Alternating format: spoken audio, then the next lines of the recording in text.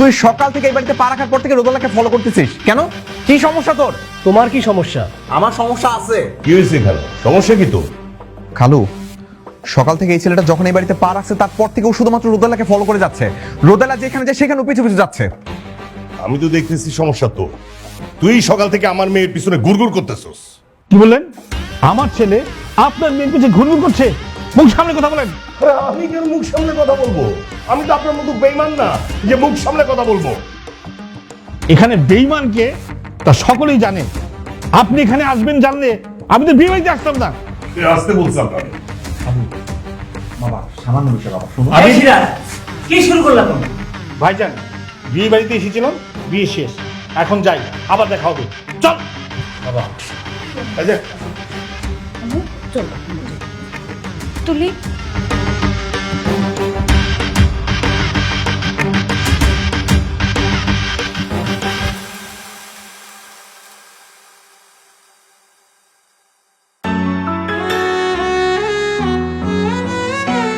রোদেলা, তুই কি সারাদিন আবেদকে নিয়ে ভাবতে থাকবি?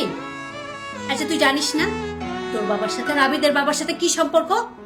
কোনোদিনও কিন্তু তোদের ভালোবাসা মেনে নিবে না, এটা মাথায় রাখিস তুই।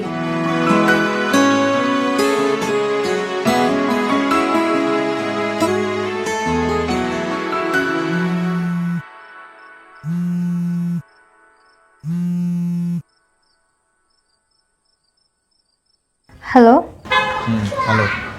কেমন আছো ভাইয়া? ভালো। তুমি কি আমার উপর রাগ করে আছো? না তো, কেন? তাইলে আমি কেমন আছি জিজ্ঞাসা করলে না যে? ও, কেমন আছিস তুই? ভালো আছি। আচ্ছা শোনো, একটা খবর দিতে তোমাকে ফোন দিলাম। বল। ওই একটা ছেলে বেশ কয়েকদিন ধরে আমার পিছে লাইন মারতেছে, আমাকে বিরক্ত করতেছে আর কি। এই কোন জায়গার ছেলে এটা? নাম ঠিকানা দে আমারে। আমি দেখতেছি, খবর করতেছি এই ছেলেটা। আমি না না, খবর করতে হবে না, ছেলেটা দেখতে শুনতে ভালোই, ভাবতেছে ইয়েস করে দিব। কোনো ইয়েস বলা বলি নাই, আগে আমি দেখবো তারপর ইয়েস বলা বলি। কাল কই ছেলেকে ডাক, আমি দেখতে চাই কে এই ছেলে। ঠিক আছে, তাইলে কালকে লেক ড্রাইভ পার্কে চলে আসো, আমি ওকে ডাকতেছি। ওকে।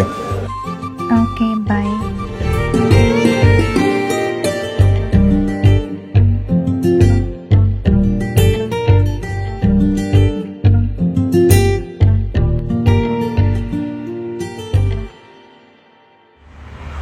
কিরে কই ওই ছেলে কোথায়? দেখা আমারে। তোর পিছনে লাইন মারতেছে না? এত বড় সাহস! বাইক করতেছি। কোনটা? এইটা নাকি এইটা নাকি যে হাইটে যাচ্ছে? এই দুটা কোনটা? আস্তে আস্তে শান্ত হও, কুল কুল। আমি শান্ত হইতে পারবো না, আমার এই মুহূর্তে দেখাবি। কই দেখা?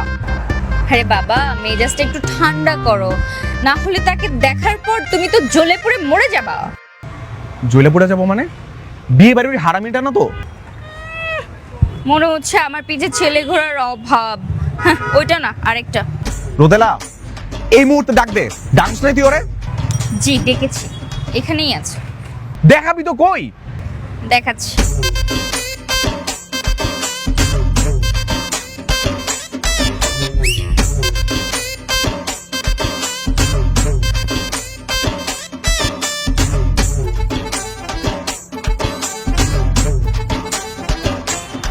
এই বোকা ছেলে, এইটা তোর ভাল লাগছে? এটা হ্যান্ডসাম? হ্যাঁ। দাঁড়া, বাইর করতেছি।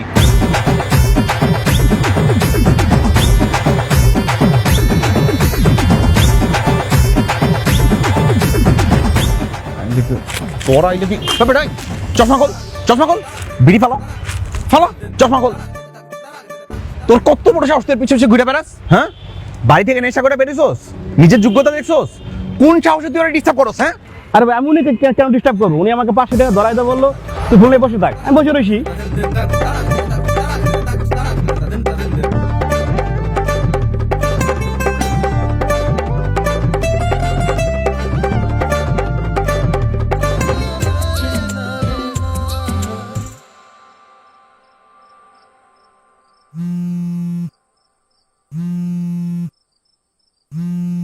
কিরে,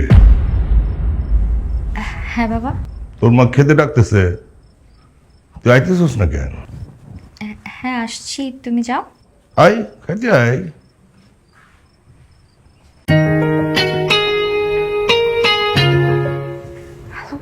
হ্যালো, কি অবস্থা? তুমি এমন সময় ফোন দিছো, বাবা এসে এক্ষুনি দেখে ফেলতো। তো কি হয়েছে? আমি কি তোর বাবারে ভয় পাই নাকি? ভয় যখন পাওই না, তাহলে দেই, বাবাকে দেই। দিব দিব। শোন রোদেলা, তোর বাবা আর আমার বাবা সম্পর্কে ভাইরা ভাই।